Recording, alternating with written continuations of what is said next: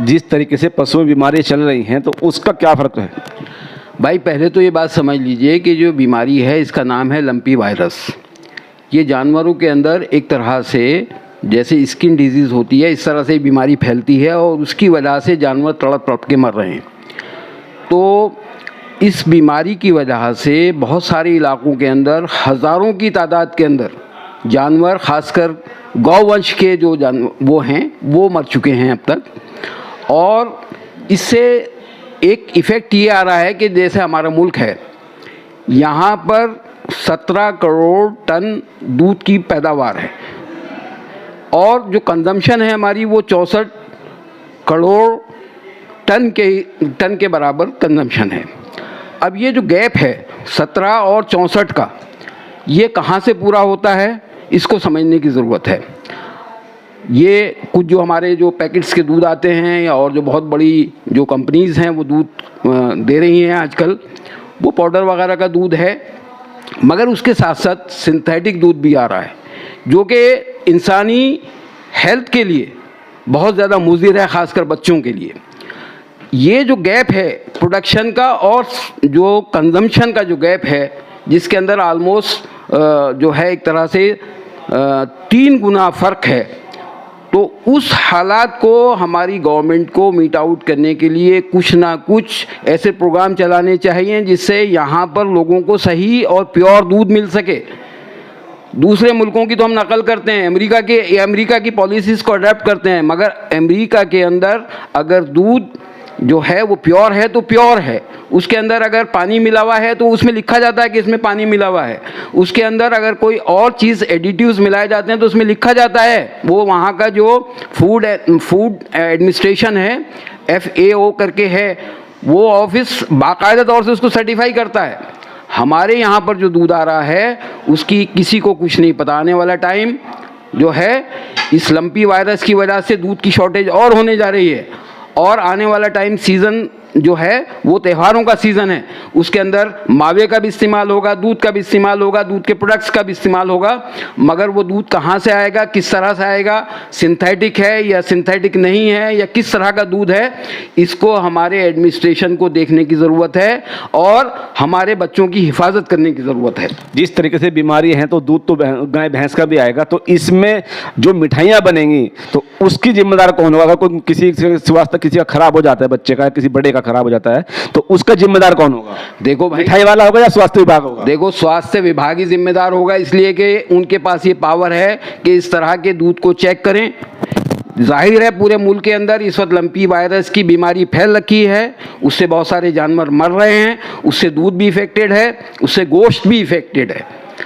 वो सब इन्फेक्टेड गोश्त या दूध अगर बाज़ार में बिकता है तो एडमिनिस्ट्रेशन की पूरी तरह से जिम्मेदारी है। और अगर कोई लालच के अंदर आकर के कोई ट्रेडर, कोई जो है जो मिठाई बनाने वाले लोग हैं, अगर वो इसका इस्तेमाल करते हैं तो जुर्म कर रहे हैं इंसानियत के ख़िलाफ़। उनको उसकी सज़ा मिलनी चाहिए अगर वो जुर्म करते हैं, क्यों कि उन्हें पता है कि ये जाकर के लोगों की हेल्थ के ऊपर एडवर्स इफेक्ट करेगा, और उसको रोकने के लिए एडमिनिस्ट्रेशन के ऊपर पूरी पावर है।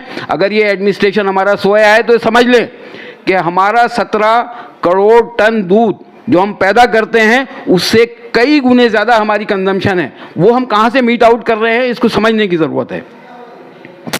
चलिए, बहुत बहुत धन्यवाद आपका। अच्छा, दूसरी चीज़ जो आपने मुझसे पूछी वो ये है कि ये मदरसों की एजुकेशन के बारे में। नहीं, मदरसों की अगर हम बात करते हैं तो मदरसों पे तो जो शिक्षा होती है वो किस तरह की शिक्षा होती है? हाँ, मैं वो बताना चाहता हूँ कि हम लोग चूँकि स्कूल में पढ़े हैं और मदरसों की भी तालीम को हम जानते हैं, हमें ये डिफरेंस समझना पड़ेगा कि मदरसे की एजुकेशन क्या होती है और स्कूल के एजुकेशन में क्या फ़र्क होता है। मदरसे की एजुकेशन, ख़ासकर जो बच्चे कुरान को हिफ्ज़ करते हैं, वो एक एक डॉट, उसका एक एक नुक्ता, एक एक लफ्ज़ के ऊपर वो उसको कंठस्थ करते हैं, मेमोराइज़ करते हैं, उसमें कहीं गलती नहीं होती है, और उस गलती को वो बराबर उनका जो मॉनिटर किया जाता है, जो उनके टीचर होते हैं उसको मॉनिटर करते हैं, और अगर गलती होती है उसको सही कराया जाता है। जबकि स्कूल के अंदर इस तरह की एजुकेशन नहीं होती है। स्कूल के अंदर ये एजुकेशन होती है कि आपको सिर्फ उतनी एजुकेशन हासिल करनी है कि आप उस पर्टिकुलर क्लास के अंदर आप पास हो जाएं या आपके अच्छे नंबर आ जाएं, वहाँ पर आपको 100 के 100% नंबर से पास होना है मदरसे के अंदर। जबकि स्कूल के अंदर ऐसा कोई ज़रूरी नहीं है, 33% के नंबर आते हैं तब भी पास हो जाता है।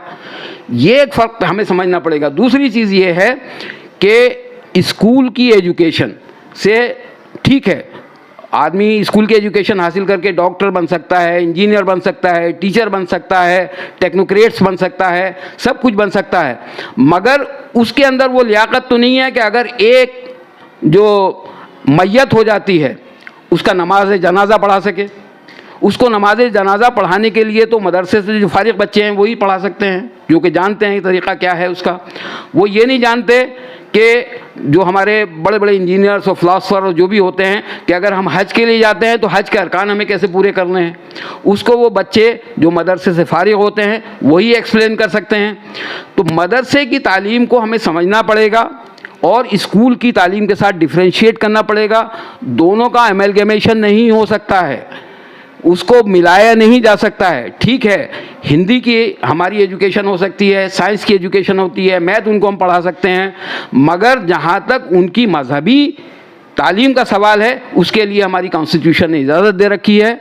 आर्टिकल 25 से लेकर के और आर्टिकल 30 तक ये प्रोविज़न है उसके अंदर कि जो मुस्लिम बच्चे हैं या माइनॉरिटी के जो बच्चे हैं वो अपने मज़हब के हिसाब से अपनी तालीम हासिल कर सकते हैं, उसको प्रोपेगेट कर सकते हैं, उसको सिखा सकते हैं, खुद भी अमल कर सकते हैं, दूसरों को भी अमल के लिए कह सकते हैं।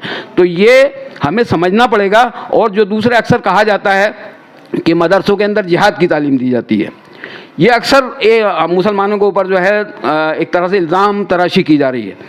मुझे ये बताएं कि गुरुकुल के अंदर अगर वहाँ पर रामायण पढ़ाई जाती है या वहाँ पर महाभारत पढ़ाई जाती है या वहाँ पर और जो धार्मिक जो है हमारे अनुष्ठान कराए जाते हैं, तो क्या उसके अंदर धर्मयुद्ध की तालीम नहीं है?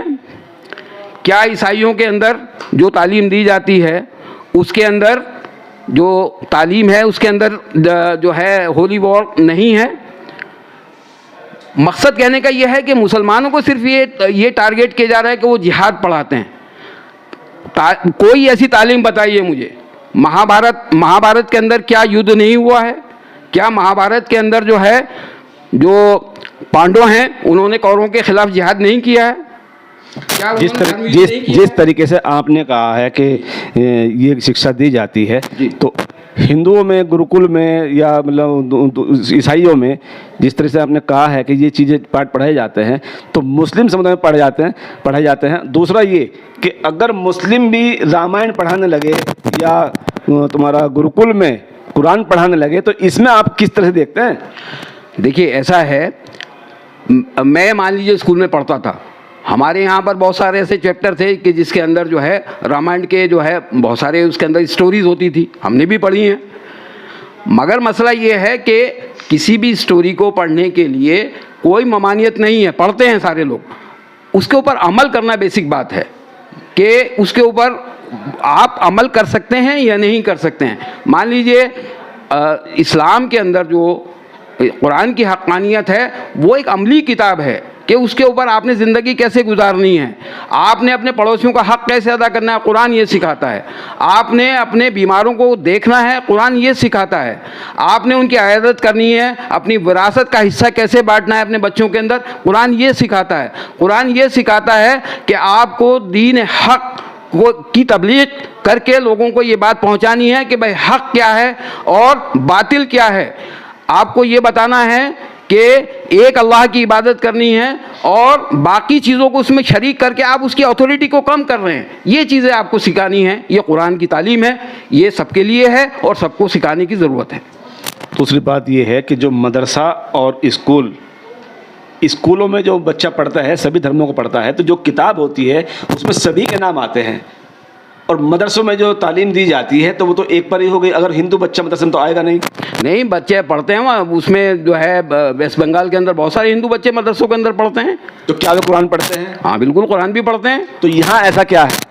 देखो, ये तो एक जहनियत की बात है, वरना तो वेस्ट बंगाल के मदरसे के अंदर बहुत सारे हिंदू बच्चे मदरसों की तालीम हासिल करते हैं और वहाँ से वो डिप्टी कलेक्टर बन करके निकलते हैं। वो वहाँ पर उस तरह की तालीम का निज़ाम है कि वो दुनिया की तालीम भी हासिल करते हैं और दीन की तालीम भी हासिल करते हैं। तो हिंदू बच्चों के लिए कोई ममानियत थोड़ी है उस बात के लिए। इससे पहले जब हम छोटे थे और हमारे बड़े, पहले तो मदरसे ही होते थे, पहले तो स्कूल नहीं होते थे। तो उसमें जो है, जैसे हमारे डॉक्टर मनमोहन सिंह हैं, वो मदरसे से तालीम हासिल की है। वो मदरसे की तालीम हासिल करने के बाद वो जो है इंडिया के प्राइम मिनिस्टर बने।